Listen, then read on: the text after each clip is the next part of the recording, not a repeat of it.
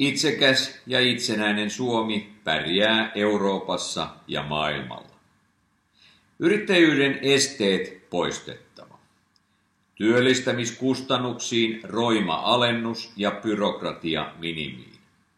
Yrittäjille taattava työrauha, yhteiskunnan yrittäjiin kohdistama ylenmääräinen sääntely ja kyräilevä valvonta lopetettava. Nuoret saatava innostumaan yrittäjyydestä. Ensimmäinen yhteydenotto valtiolta ei saa olla ennakkoverolappu.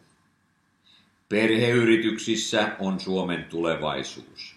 Sukupolven vaihdokset helpoiksi ja kannustaviksi. Perintövero ja omaisuusvero poistettava. Yritysten edustuskulut vähennyskelpoisiksi. Muissa Euroopan maissa yritysten edustuskulut ovat kokonaan vähennyskelpoisia.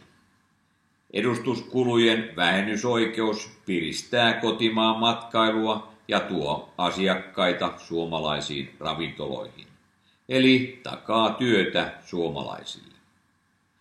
Nyt on jo korkea aika lopettaa kotimaisten ravintoloiden ja matkailun yritysten näivettäminen. Alkoholivero kohtuulliseksi. Viroon viinarallaavat rahat on saatava jäämään Suomeen.